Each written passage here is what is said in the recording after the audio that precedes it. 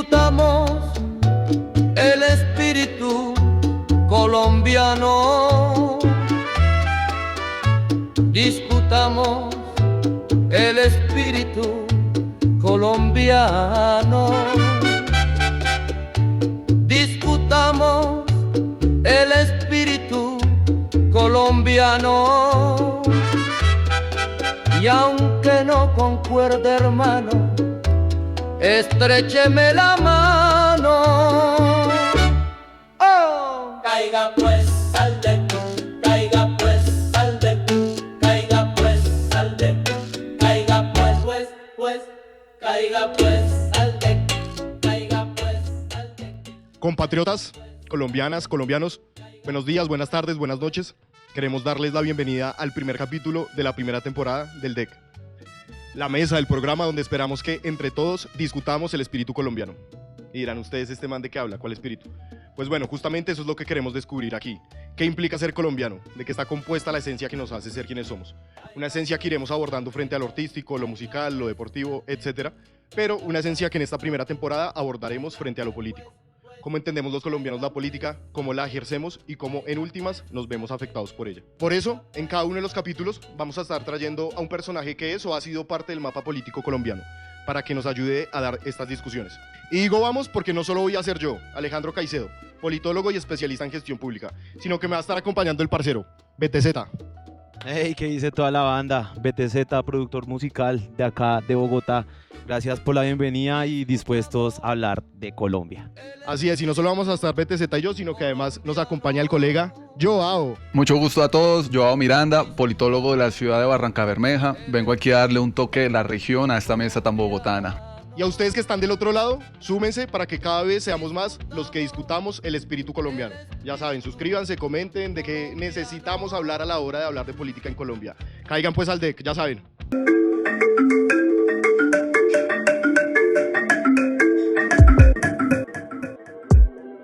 Restos de vidas amalgamadas, promesas recicladas, esconden estocadas. Todos conocemos las jugadas, con las que igualmente nos dejan con las caras pintadas. El de izquierda, el de derecha y el del medio. Tu vida no sé si importe, pero tu voto es su premio. Si mi voz se escucha fuerte en este gremio, con cuidado pues seguro que comenzará el asedio. Y no me importa, quiero que se escuche fuerte que aquí tenemos espíritu. Y dime tú, ¿qué multitud nos enciende con la llama de librar batallas por la patria que uno ama? Discutamos el espíritu colombiano, discutamos el espíritu colombiano, discutamos el espíritu colombiano. Y aunque no concuerde, hermano, estrécheme la mano. Caiga pues al DEC, caiga pues al DEC, caiga pues al DEC, caiga pues al DEC, caiga pues al DEC, caiga pues. Buenas, mi gente. Gracias por caerse al DEC. Como les dijimos, esta primera temporada abordaremos todo lo que implica la colombianidad, pero exclusivamente frente a la política.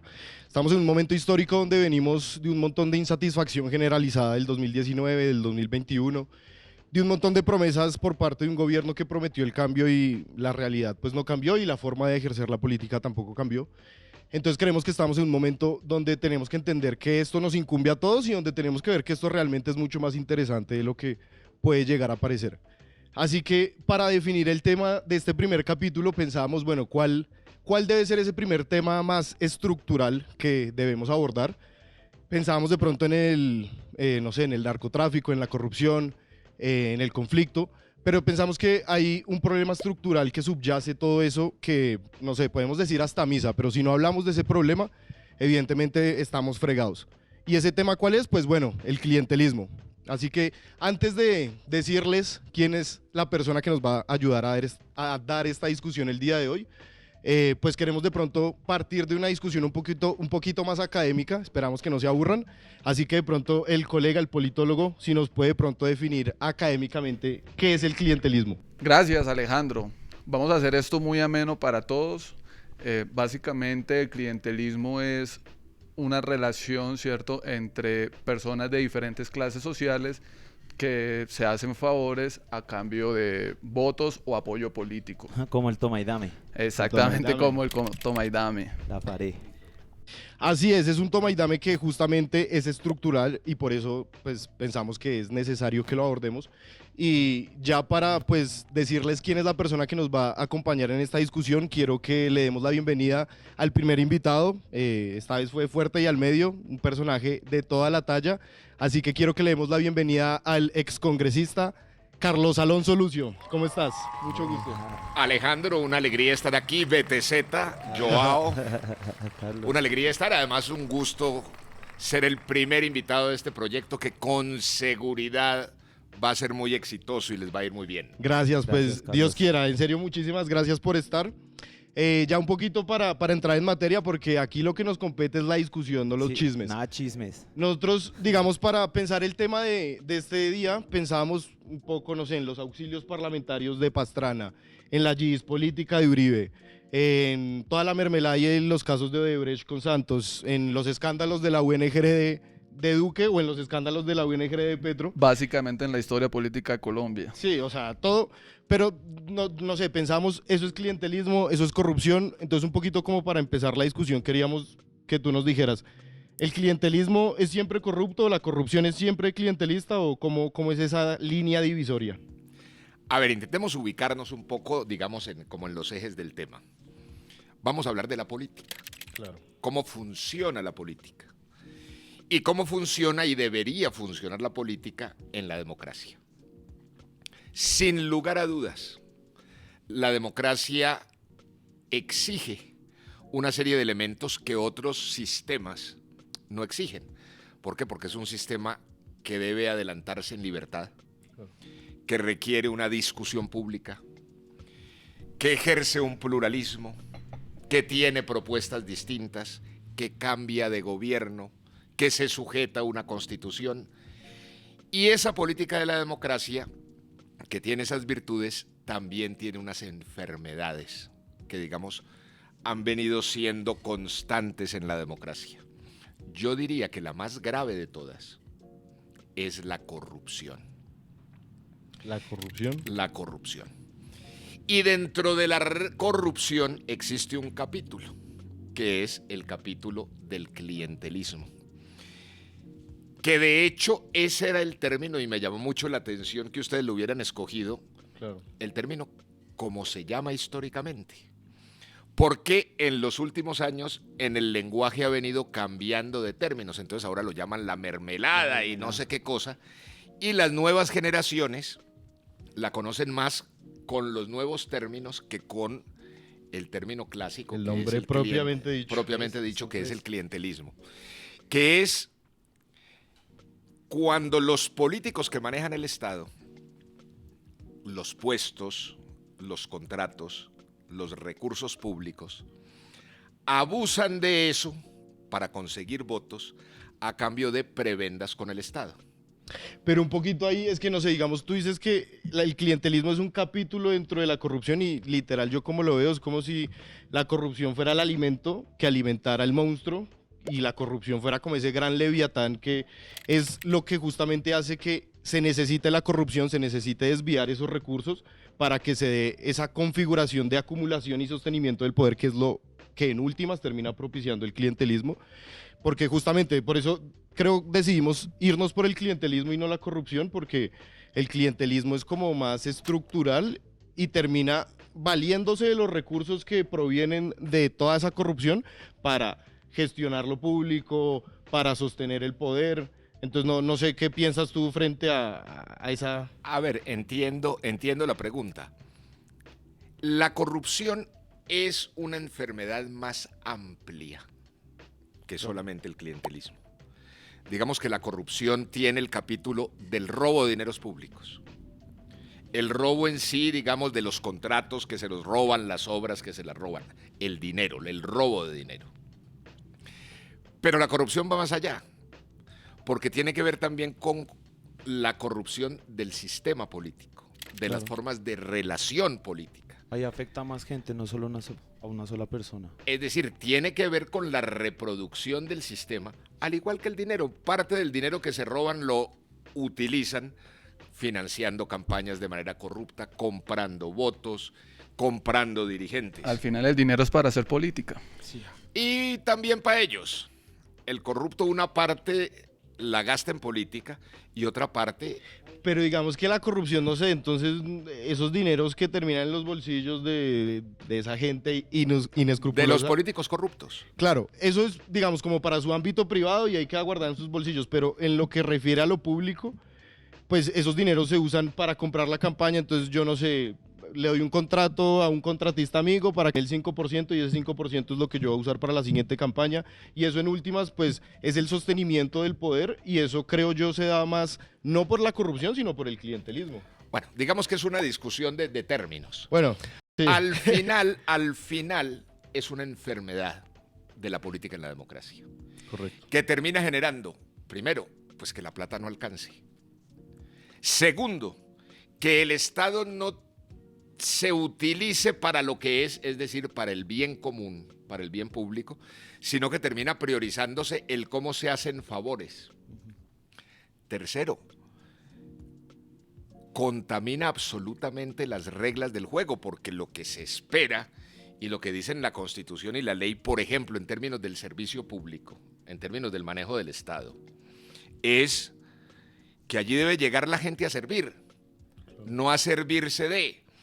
Entonces, por ejemplo, si a la hora de escoger un funcionario, a la hora de escoger un empleado público, el criterio es que sea amigo y que además de ser amigo ponga unos votos y no que sea la persona profesionalmente más capaz, pues ahí ya estás comenzando con una distorsión de la razón de ser de las cosas. Claro, sí. Claro. Que se va a ver la consecuencia en quién, pues en el ciudadano, en el usuario del servicio.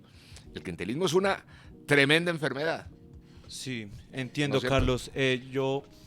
A mí me queda un poco la duda porque en qué momento eso pasa a ser algo inmoral, a ser algo ilegal. Yo te voy a poner un poco de contexto en la industria de la música y es que la mesa me corregirá si también de pronto acá sale algo clientelista y es, y es que a la hora 20 también sucede el toma y dame, el favor por favor entre músicos. O sea, Y los esto es- músicos son clientelistas, como quien dice. Yo tampoco lo diría de esta forma, yo lo veo de dos maneras. Está el de la industria que es tan pesada y el Claro. colectivo que es el que con el que tú camellas, con el que quieres estar, ya con la familia que estás haciendo. A veces cuando llegan nuevas personas, uno no suele camellar con ellos, no por conocimiento o algo así, sino simplemente por el hecho de que uno ya tiene química con su gente. Entonces mi pregunta es, Carlos, ese toma y dame, que lo podemos ver que también pasa en lo social y en lo cultural, se parece al clientelismo político. ¿Y en qué momento ese toma y dame se vuelve un cáncer? Claro, como en qué momento deja Sí, porque- pues, de servir a lo público y... Porque en últimas, pues todos los gobiernos y toda la persona que llega al poder, pues quiere llegar con su gente, trabajar con su propia gente. O sea, no podemos pensar de que va a llegar un gobierno y va a trabajar con la gente del gobierno anterior. O sea, no estamos diciendo que los deberían sacar a todos, pero Claro, algo de confianza. es la participación. El viejo dicho de que cada torero quiere llegar con su cuadrilla. Claro. Y eso es normal. Es más, eso se llama desde gobernabilidad hasta el ejercicio de los partidos políticos. Y eso además es absolutamente aceptado y contemplado dentro del mismo marco de la administración pública, cuando se diferencia muy bien entre los cargos directivos y los cargos no directivos. Que desde el punto de vista de la ley, por ejemplo, están los empleados que son de libre nombramiento y remoción y los empleados que hacen carrera dentro de la administración pública y que no pueden ser removidos porque llegó un nuevo jefe. Luego, de todas maneras, digamos, la experiencia de la construcción de la administración pública va creando sus diferencias y sus normas. Pero digamos, no sé, siento yo que voy a interrumpirte, pero hay veces no es solo como listo, yo te pongo en mi puesto al que llega, sino que hay veces desde que está, que es de carrera pública, dice, hermano, usted se va en 4 años, yo estoy aquí, yo aquí me quedo, yo no le voy a hacer caso. Y muchas veces quien llega y muchas veces puede tener en verdad la intención de llegar, a ejecutar, cambiar las cosas, la gente que está ahí es de carrera, le dice, no, viejito, aquí ni se desgaste. Entonces, A ver, es que la experiencia inclusive te muestra cosas mucho más complejas que eso. Existe la tradición, por ejemplo, que yo creo que de los países que más la han desarrollado es Francia, con todo el tema del derecho administrativo francés. Pero hemos llegado, por ejemplo, a excesos o absurdos mejor, como los que vivimos en Colombia, que es la forma de contratar el empleado público hoy a través de la modalidad del contratista. Unos contratistas que son literalmente extorsionados, que solamente son contratados en el Estado si llevan la recomendación del concejal, del congresista, del diputado, del jefe político.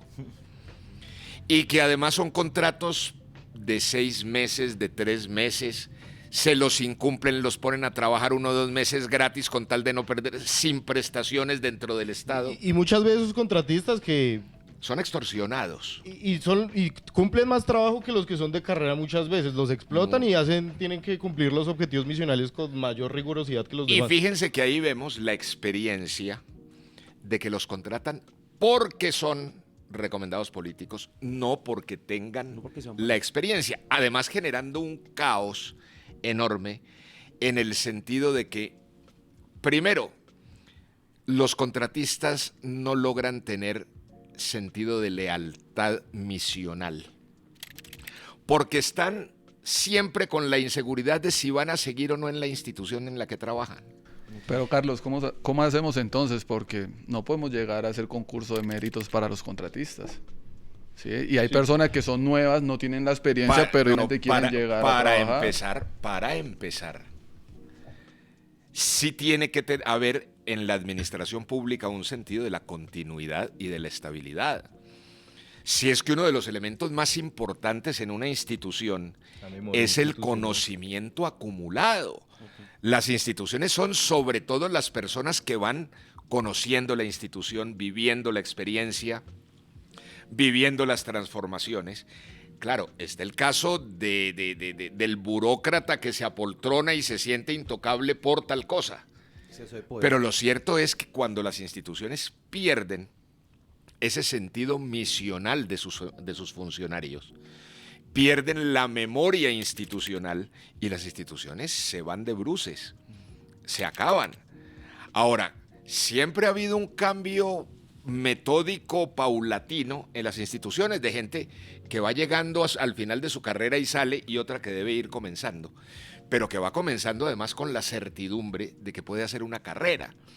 Claro, hoy además, no solamente desde el punto de vista de la administración pública, existen muchos estudios que muestran que las nuevas generaciones tienen un sentido del trabajo muy distinto de las generaciones anteriores, que la primera búsqueda consistía en la estabilidad. Hoy las nuevas generaciones no buscan tanto estabilidad, sino trabajar y poder salir cuando quieran. Claro, estás echando la culpa a nosotros. No estoy echando la culpa, estoy hablando de que hay una transformación cultural en términos del tema del trabajo.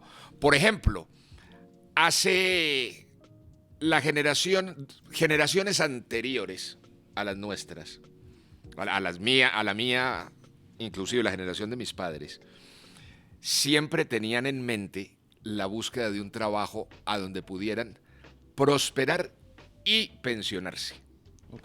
Eso estaba, digamos, dentro del marco. Hoy realmente la preocupación por la pensión de las nuevas generaciones no existe. No, pues ¿quién se va a pensionar?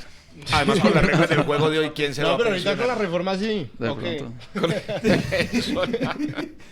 Eso no está funcionando.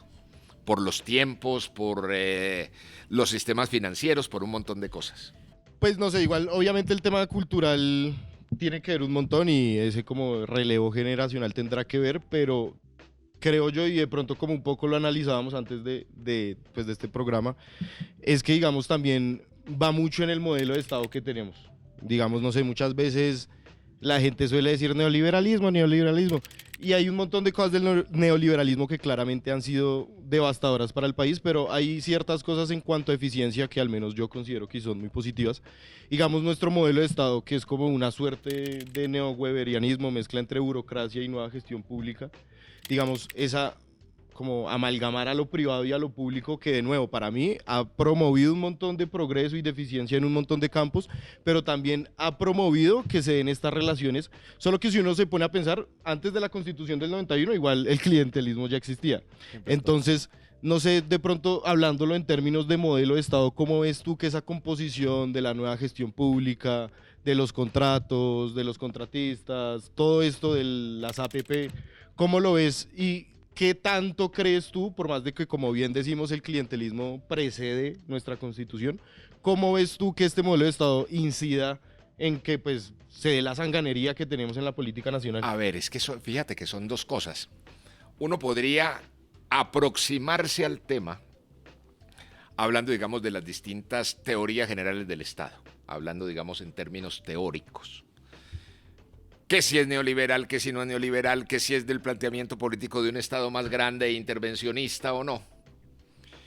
Pero yo creo que cuando uno se mete a mirar la realidad de lo que ocurre en el Estado colombiano, aquí esa discusión teórica, aplacémoslo un poquito, porque es que lo que pasa es que no está funcionando el Estado.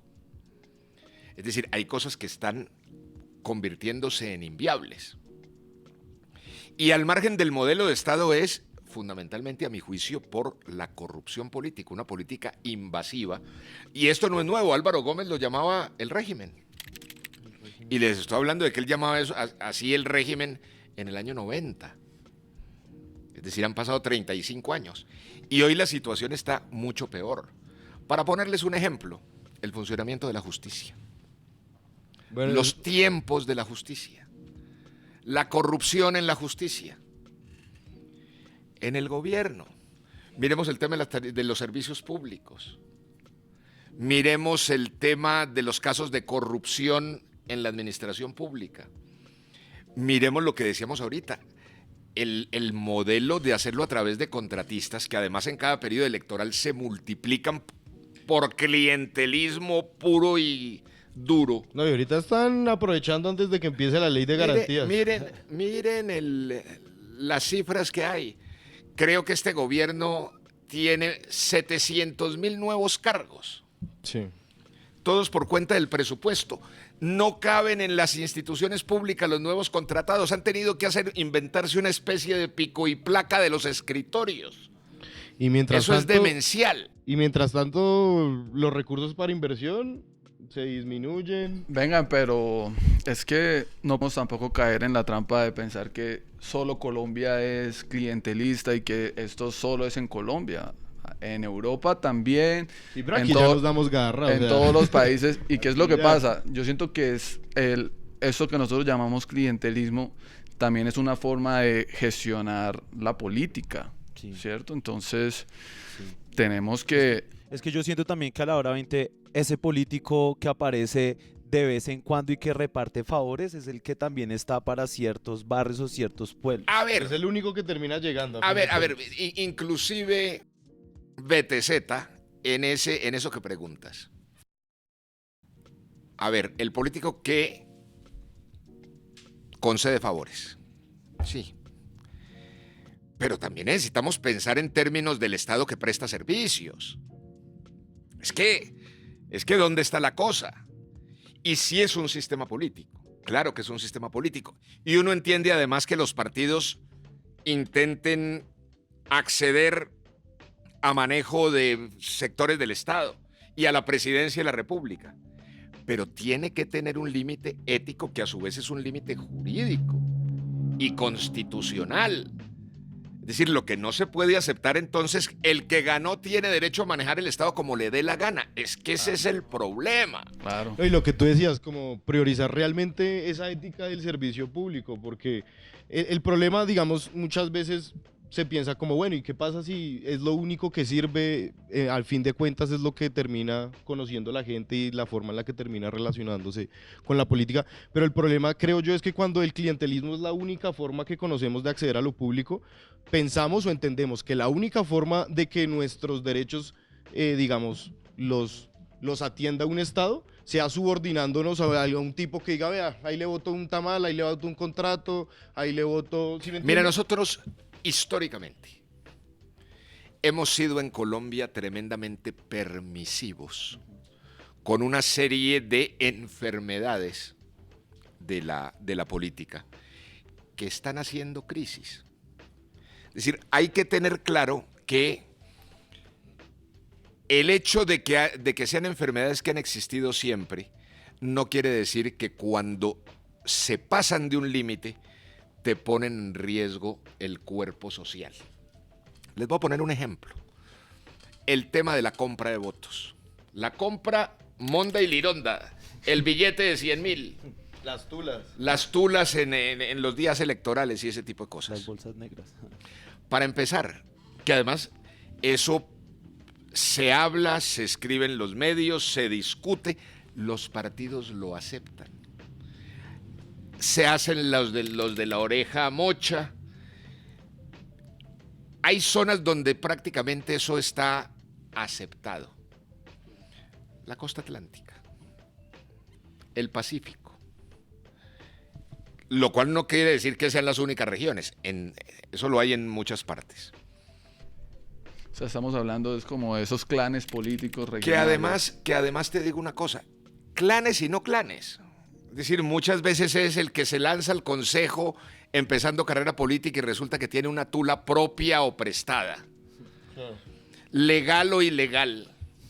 Y va sencillamente a comprar los votos. Eso parte, entre otras cosas, de algo que también hoy afecta a la política.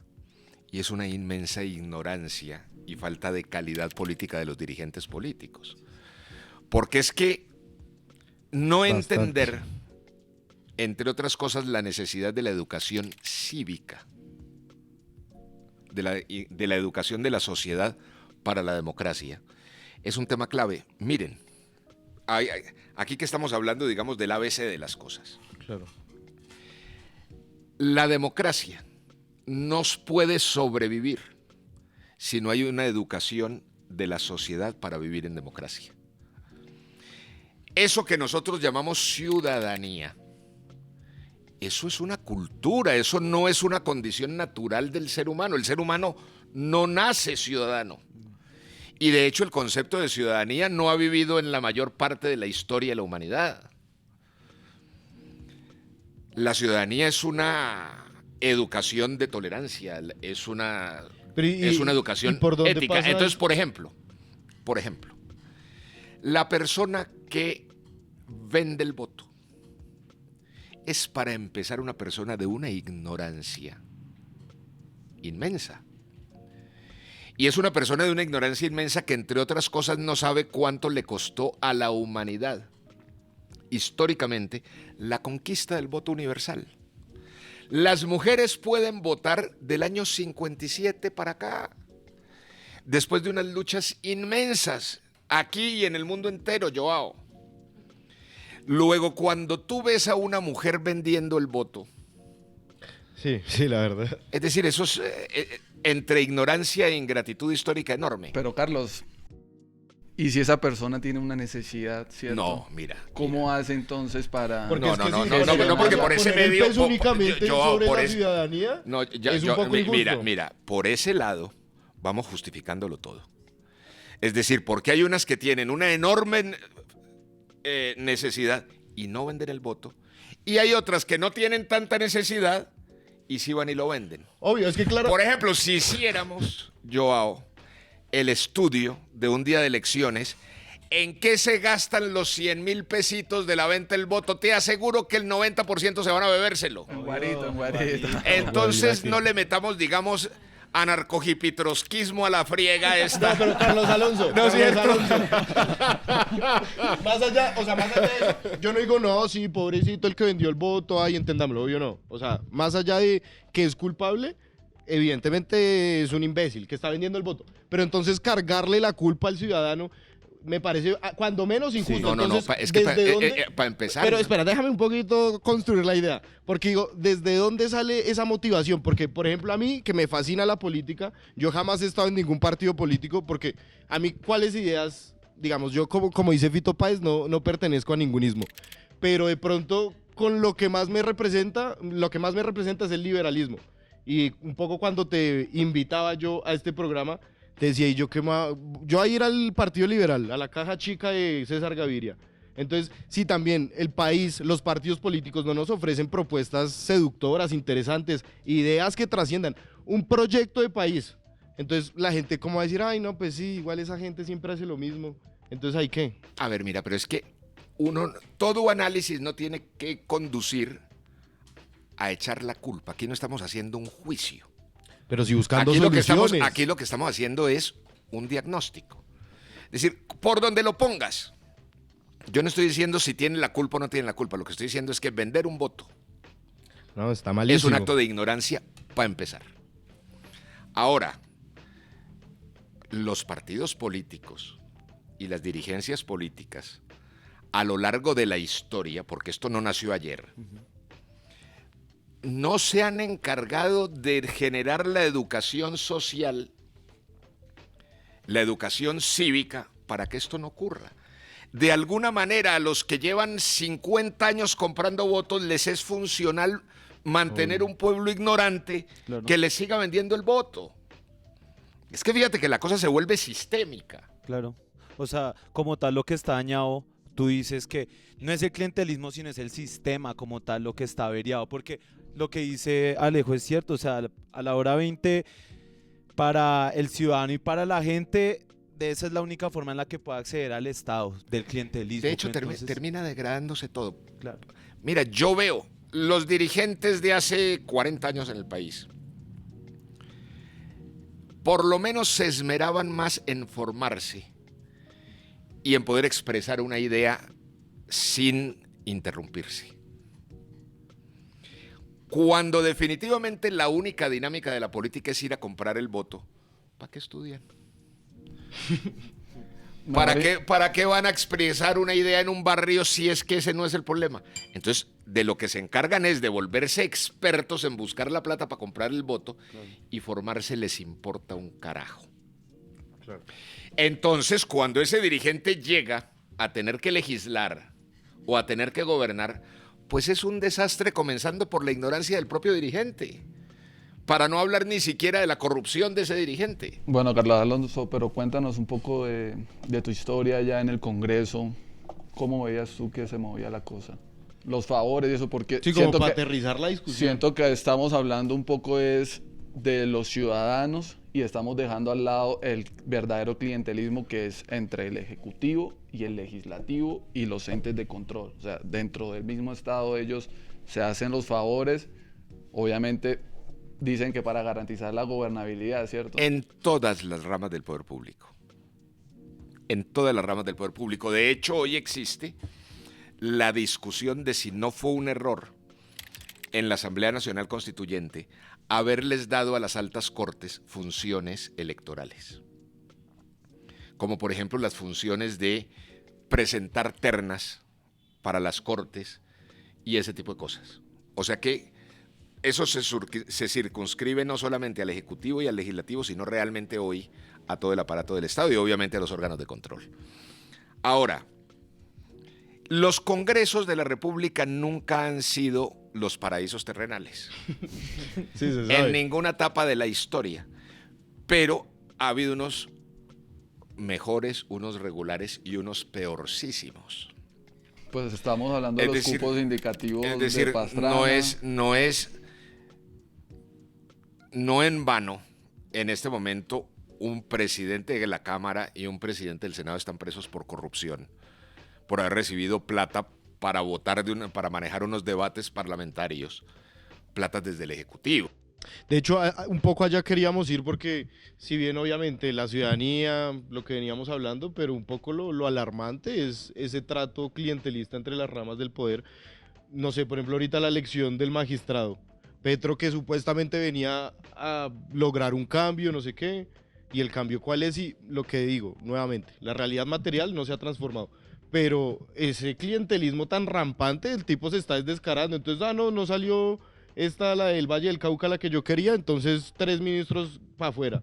Entonces uno dice, pero venga hermano, ese acuerdo nacional suyo no es no es a partir de un proyecto de país, no, es a partir de puestos. Y eso sucede ahorita, eso sucede antes, digamos, como Joao decía ahorita, un caso que queríamos tratar justamente porque en ese momento, en esa época tú fuiste congresista, era el caso de los cupos, de los auxilios parlamentarios de Pastrana, que un poco para nuestros oyentes, los cupos indicativos pues fue un caso de clientelismo y de corrupción, que cuando Santos era el ministro de Hacienda de Pastrana, digamos, los proyectos de inversión pública, lo que en últimas logra que el dinero vaya a la gente, digamos, eso tiene un código que identifica el proyecto. Y en ese momento, además de ese código, tenían un código secreto que en teoría era el nombre de un congresista. Entonces, Presuntamente. Presuntamente. Tú verás, ¿sí, no? Y ya me dirás, si tú tenías alguno de esos códigos, quiero creer que no.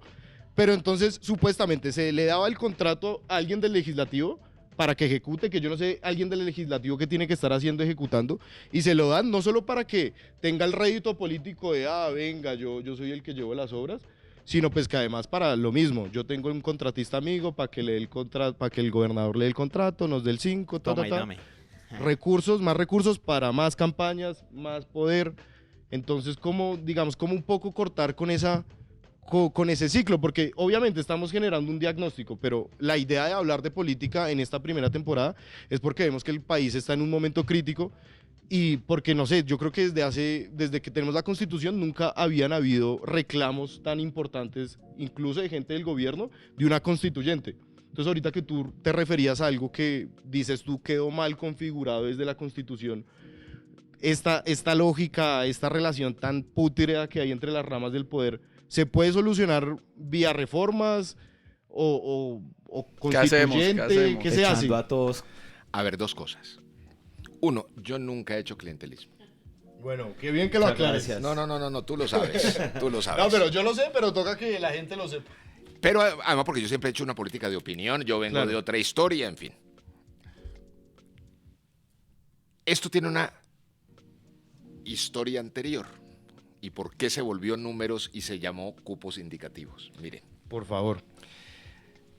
Yo les diría que dentro de los grandes argumentos que hubo para llegar a la Asamblea Nacional Constituyente, para pasar de la Constitución de 1886 a la de 1991, uno de los grandes argumentos es hay que acabar con los auxilios parlamentarios. Se llamaban auxilios parlamentarios.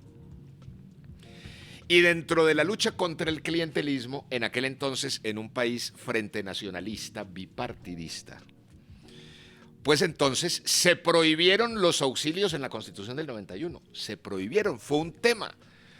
Así como un tema, por ejemplo, fue hay que acabar con el estado de sitio, que se llamaba estado de sitio. Y entonces después comenzamos a hablar de estados de excepción. ¿Cierto? Se prohíben los auxilios. Pero no son ahora los cupos indicativos. Se prohíben los auxilios. De hecho, este libro que tú tienes aquí fue la primera denuncia contra esos auxilios después de la Constitución del 91, cuando yo denuncio auxilios parlamentarios en Bogotá y eso se vuelve, bueno, se cae un alcalde de Bogotá y mil cosas. ¿Cuál alcalde? Caicedo Ferrer. Ok. Y el tío. Tu tío. Eso fue hace mucho tiempo. Eso fue hace mucho tiempo. Después entonces se inventan la figura de los cupos indicativos, que eso no existe en ninguna norma. Yo te quería Para preguntar. empezar, no, eso no existe. ¿Eso cómo funciona? Eso le cambiaron el nombre para lo que a mi juicio es una versión peor aún que la de los auxilios parlamentarios. Pero ya no está reglamentada. Porque esos son cuotas de plata para contratar por debajo de la mesa. Pero esa puerta cerrada entre los de las comisiones económicas y Claro, el ministro. eso, es más, es que eso generó un nuevo lenguaje. Por eso, o sea, ustedes no han oído hablar del término los computadores de Palacio. ¿Quién maneja el computador de Palacio? No, ni idea. Eso por lo general lo maneja el hoy lo que se llama la directora del DAPRE o director del DAPRE, que antes se llamaba secretario general de la Presidencia de la República. Y entonces es un computador secreto para tramitar las negociaciones con los congresistas y todo el tema de la corrupción política del sistema. que es a mi juicio una de las cosas más graves que está ocurriendo hoy en la democracia colombiana. Porque mediante esa compra de votos en el Congreso, de posiciones políticas en el Congreso, de aprobación o desaprobación de leyes, lo que termina ocurriendo es que desaparece un elemento, Joao, señor politólogo, fundamental en la democracia, que es el concepto del control político. Es que democracia sin control político no hay. Y si todo el mundo está untado, ¿quién Y lo si todo el controla? mundo está untado, pues desaparece el control político. El ejemplo más claro, en Colombia, y esta figura aparece en la Constitución de 1991, hace 34 años. No se ha estrenado la moción de censura de los ministros. Oiga, sí. Y más de uno se lo ha merecido. No, pues es decir, por Más ejemplo, de uno. una democracia que no le ha aplicado la moción de censura al ministro de Salud de hoy, o al ministro de Defensa de la Paz Total, Eso iba a decir, al de defensa. al de Defensa de la Paz Total, No, ese ¿no es sí. cierto? Muy buen abogado, como dicen por ahí. Es decir, son locuras. Quiere decir que mediante la corrupción desaparece un elemento esencial que es el control político. Eso, entonces se inventaron la fórmula de llamarlo cupos indicativos, que es una forma de mencionarlo, porque eso no existe en ninguna norma, eso no tiene ninguna reglamentación, eso es ilegal desde el principio. Y por eso es en secreto, y por eso están... O sea, todavía sucede. No, pues es que, por ejemplo, la investigación de los contratos de la URNG, UNGRD. del sistema este La unidad, sí, de riesgos, o por ejemplo, la investigación de algunos congresistas por haber aprobado los cupos de endeudamiento externo, Okay. que están en este momento siendo investigados en la Corte, en la sala de instrucción de la Corte, es por cupos indicativos. Lo que pasa es que ya ni siquiera se llaman cupos indicativos, ahora se llama mermelada. Sí.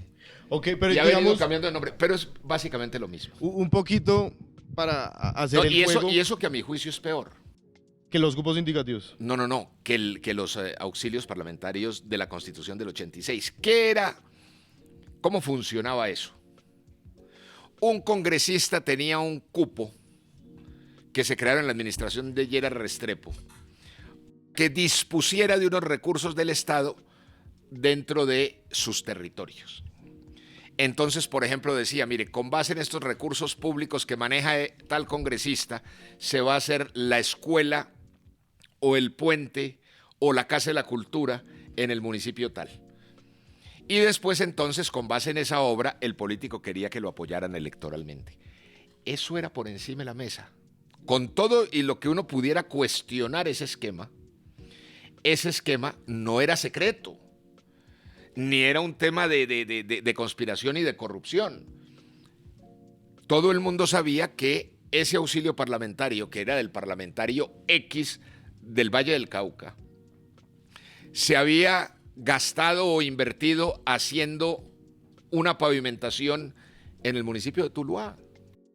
Pero ¿y todos los congresistas tenían auxilio? Todos tenían. Todos tenían. Y eso, volviendo, digamos, a tu método, eso, en los Estados Unidos existe una figura que se llama el pork barrel, que además es un nombre feísimo, el barril de los puercos, que son recursos que manejan los congresistas para hacer ese tipo de obras en sus territorios y buscar votos con eso. Cuando se prohíben en la Constitución del 91, Me gustaría saber, una Carlos, forma de burlarlo fue creando los cupos indicativos. En una versión peor, porque es que ya la trazabilidad se convierte Sí, en un se tema de pierde. una investigación penal, ¿no es cierto? Porque se hace por ser ilegal, además, dentro del mayor secreto. me gustaría saber, Carlos, cuál fue el argumento para prohibirlos, porque a priori, pues listo, la ciudadanía le exige a los políticos que cumplan, que, no sé, les hagan la carretera, que les solucionen las cosas.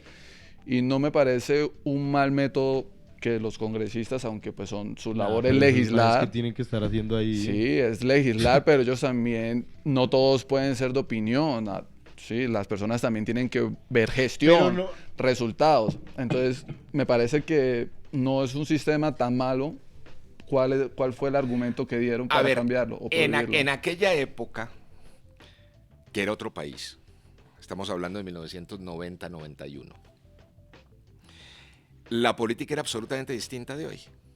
En aquella época veníamos de un Frente Nacional desde el año 58 y un dominio del Estado absoluto por el bipartidismo. Dos partidos, el liberal y el conservador. Luego, todas las fuerzas distintas de los liberales y los conservadores estaban por fuera. No cabían. Y como los que manejaban los auxilios, pues eran ellos, entonces que las otras fuerzas incursionaran en la política era prácticamente imposible. Entonces fue básicamente con ese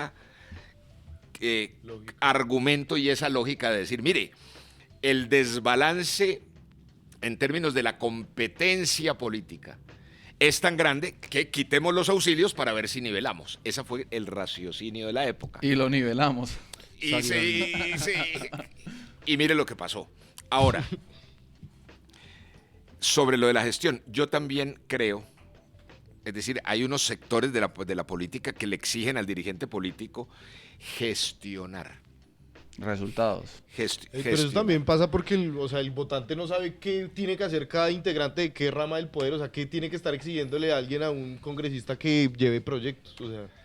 Claro, pero, De pero, ley, pero pero no además, inversión. pero además un congresista, por ejemplo, sí puede, y es legítimo, que en el momento, por ejemplo, de la discusión del plan de desarrollo, Pero obviamente. o en el pero es momento otra de la cosa. discusión del presupuesto, diga, mire, yo necesito que se incluya en el presupuesto la obra del puente sobre el río Fraile del municipio de Florida Valle.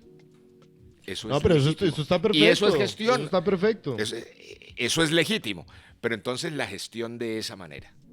Pero no lo que está ocurriendo hoy. Es que lo de los tales cupos indicativos o mermelada es comprométase por debajo de la mesa y en secreto a que va a destinar para que el congresista la maneje una partida de 50.000 millones de pesos. Y entonces se busca él un alcalde o un gobernador o un funcionario público para ejecutar esos 50.000 millones de pesos. Y se busca el contratista que se gane el contrato y le cobra un porcentaje de esos 50.000 millones al contratista para robarse la plata. Tal cual. Ese es el peor escenario. Así es, día a día. Pero ¿y cómo salimos de ese atolladero? Porque, de nuevo, un poquito la idea es darle un poquito de esperanza, porque si bien eres de una política un poco más de antaño, la idea es que quienes nos sigan sea gente joven, que gente que hoy por hoy dice esa vaina que es, se empiece a interesar en la política. ¿Una nueva constitución? Claro, porque como lo que escuchamos, casi que le estarías dando la razón a Petro, necesitamos una constituyente. No, precisamente no. ¿Ok? Precisamente no. Si es que una de las razones por las cuales hubo que cambiarla de 1886 ¿O será mejor? era porque no se cumplía. Mira, nada de lo que estamos conversando aquí no está planteado en la Constitución y en las leyes. Lo que pasa es que si los operarios de esa Constitución y esas leyes, los gobernantes, los jueces, los congresistas, no la cumplen, a ver, ahora, ¿qué se necesita? Yo pienso que lo fundamental es un cambio de dirigencia política. Y sí hay que trabajar un tema de educación cívica y educación de la sociedad. Lo que pasa es que también en el cortoplacismo, como aquí, los dirigentes políticos tienen un horizonte de elección en elección. Todos viven para ver cómo se reeligen. No hay proyecto de país. No hay proyecto de país. Churchill tenía una frase y decía, mire, el político es el que piensa de elección en elección. El estadista tiene que pensar de generación en generación. Está buena esa. ¿No es Está cierto? buena. Eso es así. Y hay cómo hacerlo. Pero lo primero que tenemos que hacer es realmente salvar la democracia. Por eso les digo, el sector de la sociedad que tiene un grado de educación y de conciencia tiene que intentar asumir su responsabilidad de ciudadano con la mayor seriedad posible. Y esto no es echarle la culpa al ciudadano, esto es convocar a la sociedad, porque si no, no vamos a cambiar. Pero hay que convocarla, como decíamos, con un proyecto de país. Es que qué Con pena ser nuevos dirigentes. tan insistente, pero yo creo que lastimosamente hoy por hoy, desde hace 30 años, el único proyecto de país que hay es la seguridad democrática. Y desde mi punto de vista es un pésimo proyecto de país. Pero del otro lado, Petro no propone ningún proyecto de país. Sí, el cambio, potencia mundial de la vida, pero eso en la realidad no se ha visto. No sé, el Ministerio de la Igualdad del año pasado, un 3% de ejecución, ¿eso qué cambio es? Entonces, no sé, quiero saber cómo salimos de este atolladero, Dios mío, ¿qué hacemos? No, pero mira que Porque- los nuevos liderazgos, ¿cierto? Yo te hago una pregunta, Carlos. Si tú tuvieras 16 a 28 años, ¿te lanzarías como consejero juvenil? Ok, Mire, les voy a contar una historia. Les voy a contar una historia. a ver. El 24 de diciembre, 25 de diciembre, escuché una entrevista navideña de una de las personas que yo más respeto y admiro, que es María Corina. ¿Machado? Sí. Ok. Y dice María Corina, le pregunta a la periodista, María Corina, si volvieras a nacer, ¿qué harías distinto? Y dice María Corina, yo hubiera empezado a hacer política más joven. Por 2. No, aún están, Más joven. aún están jóvenes. Y yo la entendí y creo que tiene toda la razón. Pero me puse a pensar, ¿qué pasaría si un muchacho colombiano, un joven colombiano, una joven colombiana, escuchan a María Corina? ¿Qué pensarían? Lo primero que tendrían que pensar es, bueno, tiene razón, voy a hacer política. ¿Y en dónde la hago? Sí, sí. ¿Cómo? ¿Con qué ¿Y partido? cómo? ¿Con qué partido? Y la verdad es un desastre porque los partidos no son partidos. Nada, son No, Los eso es partidos no son guachafita. partidos. los zánganos. ¿No es cierto? Es no solamente porque no proponen, sino porque la corrupción, clientelismo, todo ese tipo de cosas es como la práctica usual de los partidos. Yo creo que una de las urgencias de este país es la necesidad del surgimiento de un nuevo partido que sea partido. Entre otras cosas, ¿por qué? Miren, yo esto lo conozco, llevo muchos años en esto. Yo entré al M19 cuando tenía 15 años y ya tengo 15. 61. O sea que yo, ¿cuántos años conozco este país? Miren,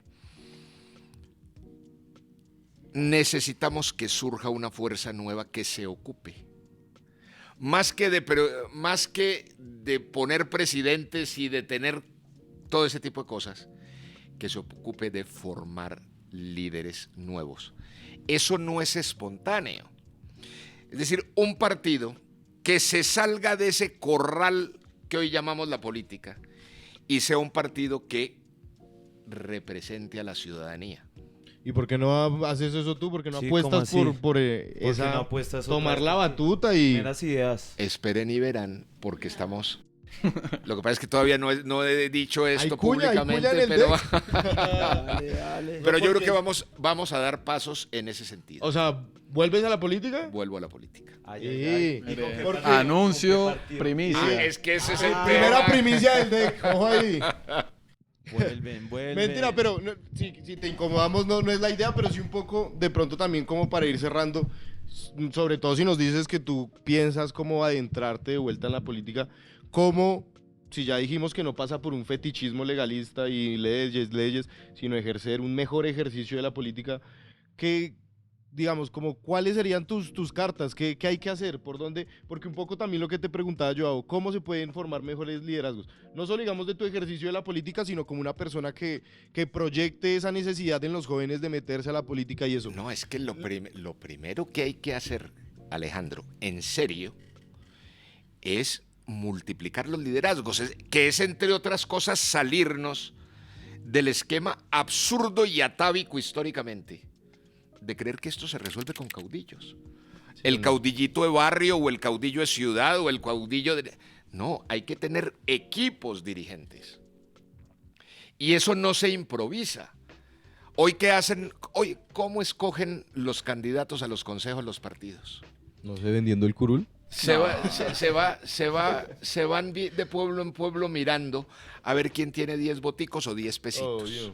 No. Hay muchachos que hacen el ejercicio, están interesados. ¿Usted conoce gente en el consejo que se va a lanzar? Sí, yo conozco gente, pues sobre todo en mi ciudad, Barranca Bermeja, que sé que exigen su derecho y siento que ahí es que protegerlos a ellos, ¿cierto? Porque es muy fácil que se sientan abandonados, solos Mira, y caigan. siempre, Joao, todo tiene sus honrosísimas excepciones. Pero el sistema es que se integran prácticamente la gente que está entrando nueva a la política. Es gente que entra a jugar las reglas del juego de allá, que además se le imponen, Claro. que son los partidos, porque si no, no tienen el aval, porque es un montón de... Y las consideraciones de la mayoría de los partidos en general son las condiciones del clientelismo y de los sistemas, digamos, de las enfermedades de la democracia que venimos hablando. Es necesario que aparezca en la sociedad colombiana un nuevo vehículo para que la gente que quiera hacer política de una manera distinta. Entonces tú dices es pueda una reforma electoral. hacerlo. Yo creo que, mira, siempre nos vamos a la reforma, sí, de pronto hay que ajustar normas. Pero lo que yo te diría es que con las normas que tenemos esto podría funcionar y debería funcionar mucho mejor. ¿No es cierto? Lo que pasa es que no se cumplen las O leyes. sea, alguien que controle mejor. Alguien que No los se esté cumplen las gobernando. leyes. Yo me imagino, por ejemplo, algo así que el Estado financie las campañas, que es la reforma de la que se está hablando. Las financian como no te imaginas. Estamos hablando de que yo conocí un país donde el Estado no le daba un peso a un partido. Es que hay una cosa que es increíble. Hoy el Estado se gasta miles de millones de pesos en los partidos. Y hay partidos que ni siquiera presentan candidato presidencial. Que uno dice, bueno, lo mínimo, pongan un candidato. ¿Cuántos partidos hay en Colombia hoy en día? Creo que hay 34, 36, 30 y Una pico guachafita, de movimientos y literal. con personería jurídica completa creo que hay como 16 o 17. Bueno, y un poquito entonces para ir cerrando, porque si no aquí nos quedamos toda la noche. Pienso yo, tu visión es que lo que más necesitamos es Una nueva dirigencia. un Barcelona de la política, una cantera, mejor dicho, que Ey, saque ey, dirigentes que uno ¿cuál diga, Barcelona? hey, ese tipo sabe, tiene visión, tiene no- argumentos y tiene ética. Que no te oiga alguien del Real Madrid. No, Porque la cosa te enreda. no, es decir, justamente fue premeditado del Barcelona. Sí, no. Pero entonces, bueno, un poquito, ¿cuál sería la conclusión? ¿Cómo hacemos para que se dé esa cantera? Un poco si tú vas a volver a estas aguas turbulentas, ¿cómo se hace? Mira, si tomo finalmente la decisión de avanzar hacia el Congreso de la República, lo primero que haría es empezar ese proceso de formación de nuevos líderes. Entre otras cosas porque ese es el elemento central. El Pep Guardiola. ¿No es cierto? Eso es un elemento central. Porque allí, finalmente los partidos, para jugar partidos, de verdad que tienen que comenzar por ser buenos equipos. Total. Repito, ese tema de los caudillismos tiene que ser superado. Ahora que están todos Y entre enfrentados otras con todos. cosas, recuperar la importancia de las bases de liderazgo. Por ejemplo, el tema de los ediles es un tema muy importante. Yo te diría que la base, por ejemplo, de esmerarse a tener los mejores concejales en el país es fundamental. Es que el control político debiera comenzar lo mejor posible desde el municipio. Y uno de eso casi no le para bolas. Desde Ah, la no, localidad. es decir, todo el mundo a la localidad, nadie se entera. La mayoría de la gente llega a las urnas sin saber quiénes son los candidatos de su localidad.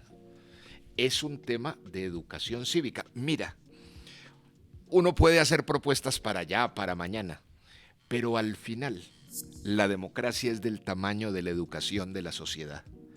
Una sociedad que tenga fundamentos cívicos sólidos es una sociedad que te multiplica la libertad, que te multiplica los controles, que te disminuye y te lucha contra la corrupción.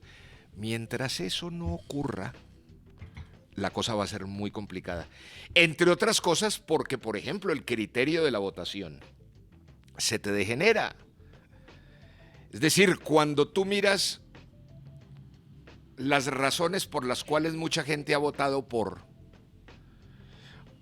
¿Tú no crees, por ejemplo, que hay un déficit en el criterio y en la exigencia de las ciudadanías en Colombia?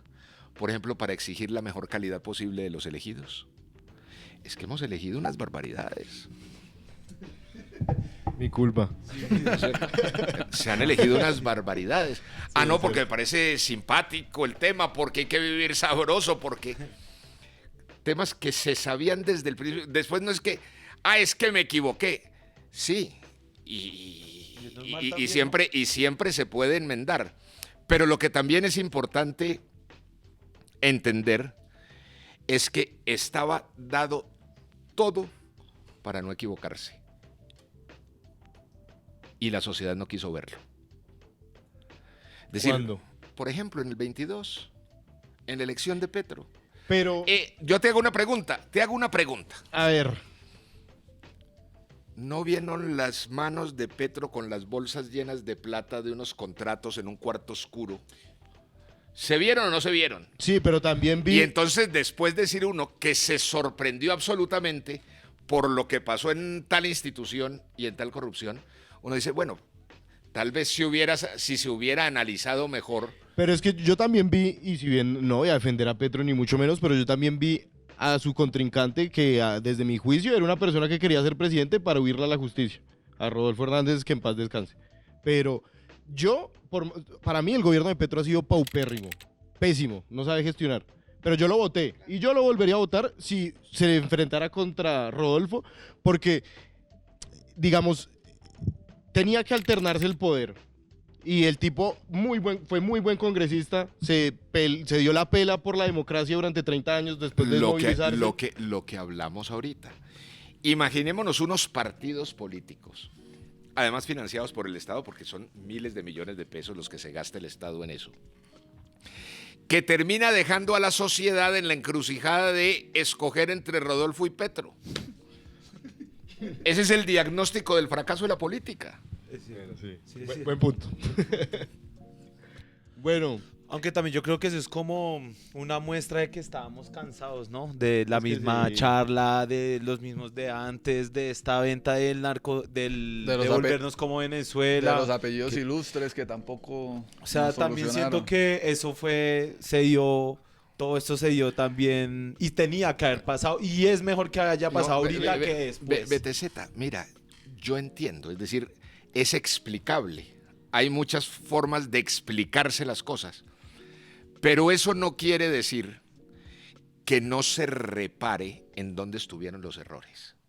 Es decir, porque si la sociedad no aprende de sus propias experiencias, nunca vamos a salir adelante. Que no conoce No, es que, historia, mire, condena a repetir. por lo menos digamos, mire, se cometieron estos errores por tales y tales cosas. Por favor, que no se vuelvan a cometer. No hay por qué repetirlos. Pero si todo aquel que pinta un cambio y el que mejor se lo pinte y entonces el mejor que aparezca como influenciador y el mejor que diga tres cosas, termina convenciendo a la sociedad de que es el cambio, entonces convertiste el cambio, que es un anhelo legítimo, en un fetiche. sí, ¿no? Y lo que te digo, los jóvenes realmente nos ilusionamos y justamente por esa ilusión es aún más triste ver que se sigue ejerciendo la política de la misma forma, pero yo sí creo como BTZ que es bueno que eso pase porque hay mucha gente que, no sé, o sea, que ahorita sí listo, estamos mal, Petro está mal, pero piensan que vivíamos en Finlandia hace 200 años. Entonces, yo creo que con este gobierno, por más de que muchas cosas se hayan hecho mal, al menos la gente ahorita sí sabe que tiene que ponerle un poco más el ojo encima a lo público. Y si bien, y ahorita que empezamos a hablar de Petro, ahí sí podríamos hablar una hora más. Ahorita por tiempos toca ya ir dándole cierre. Pero yo concuerdo mucho contigo, el tema pasa mucho por la educación, esa educación cívica, como dices tú, tener valores ciudadanos, pero además tener un criterio para poder decidir y actuar en sociedad y que yo no sea, pues mejor dicho, me salvo yo y el resto que se friegue. Y un poco con toda la humildad, es la intención de este programa, que venga gente, porque los cuatro estamos de acuerdo que hay que erradicar el clientelismo y demás. Podemos estar en desacuerdo en miles de cosas, pero estamos de acuerdo en que la política hay que ejercerla mejor y que para que eso suceda, si bien el cambio debe venir desde quienes tienen el poder, también pasa porque nosotros digamos, venga hermano, seamos serios y prestémosle atención a esto porque realmente es importante. Yo creo, Alejandro, que acabas de mencionar una palabra que ya para cerrar, Por favor, por favor. que ya para cerrar, Por favor, porque por ahí los productores nos están yo ya estoy, tirando no están mal. haciendo, Hacer caritas. que yo creo que es un tema clave. Una palabra que tiene que ser recuperada por la sociedad. Seriedad. Seriedad. Y ese tema, no, es que nosotros los jóvenes, no, los jóvenes, los viejos, las mujeres, los hombres, los costeños, los nariñenses, es decir, la seriedad. La política es un tema serio. Que hay gente que no la toma en serio, pues se equivoca. Por eso, dejarle la política al tema de las carantoñas de las redes sociales. Nosotros podríamos aquí, pues ponernos a lanzar consignas y hacernos los simpáticos y a buscar morirnos de la risa. No, ese no es el problema. Era un poco la idea, pero... Pero nada de morronquería. No, yo sé, es decir, mira, yo tengo una experiencia de redes sociales, los Cívicos Lives lo he visto. que hago los miércoles. Yo hago exactamente lo contrario de lo que te dice cualquier estratega de marketing de redes. Unos ladrillos Los he de visto. una hora hablando sobre unos temas y eso ha venido creciendo mucho. El mes pasado, tú sabes, de esos Cívicos Lives en las distintas redes, tuvimos 4.600.000 visualizaciones, que es una cosa importante. Apunte seriedad. Claro. Hay un sector de la sociedad que no se mueve al ritmo de los likes, sino que quiere opciones más importantes. Y si lo que ustedes quieren, ojalá que así sea, es empezar a sembrar un liderazgo importante, pues sean lo más serios posible. Puede que en 2 meses no van a tener lo que quisiera, es decir, lo que un payaso tendría. Pero es que no se trata de ser payaso. Pero la seriedad en el mediano y en el largo plazo es la mejor forma de sembrar. Así es. Eso es así. Con regaño incluido y todo. O sea, yo siento que sin P. Petro crea un ministerio de la seriedad. Los serios. Bueno, no sé un poco si mis compañeros para cerrar quieran decir algo, ya para dejar en paz a los productores. Ole, que la limonada está rica. Está buena, está buena. Ahí estamos más. Nada, qué chimba que hayan sido parte de este primer capítulo. Lo que hemos hablado acá me ha dejado muchas cosas, muchas aclaraciones, y yo, siendo una persona no política, no de que no quiera saber porque sí me interesa y siempre quiero saber más, sino que no me haya dedicado a esto, puede haber cosas que no veía antes. Y también acá, muchas gracias, Carlos. Tengo que decir que mi mamá es gran fanática tuya. Qué alegría. Muy chévere tenerte acá. Y lo del clientelismo, mis amigos, es algo que, si bien es algo con lo que tenemos que vivir y se vive, desde nosotros es donde empieza el cambio. Entonces, no sea tan loco y loca y hermano, salga a votar. Esto es por usted y este país es por usted. No piense solo en uno. Esto es un colectivo y acá estamos todos. Así es, así es. Bueno, muchísimas gracias a nuestra audiencia. Carlos, muchísimas gracias por venir aquí. Por favor, si tienen alguna sugerencia, algún tema que quieren que tratemos, déjenlo en los comentarios, que aquí venimos a hablar y a discutir todos los temas que son interesantes e importantes para nosotros los colombianos. Así es, y ya sin hacerlo más largo, gracias Joao, gracias Carlos Alonso, en verdad. Y también BTZ, gracias. Digamos, también quería hacer ahí un pequeño disclaimer, un agradecimiento a BTZ porque, pues capaz, los politólogos y el político estamos más empapados de este tema y ustedes dirán, ese músico que carajos hace sentado ahí. Pero justamente nos parece que estas son discusiones que no tenemos que dar solo pues los loquitos que nos interesa esto, sino todos los colombianos. Por eso una mirada un poco más fresca. Los serios, aquí no somos Serios, loquitos. serios, o sea, serios, pero un poco descontracturado para que tampoco se aburran. Pero en serio, hermano, gracias. Gracias a ustedes del otro lado, como dijo Joao, comenten de nuevo, como dije al principio, de qué piensan que tenemos que hablar en Colombia a la hora de hablar de política. Y muchísimas, muchísimas gracias. Ya saben, caigan pues al DEC. Hasta luego. Caiga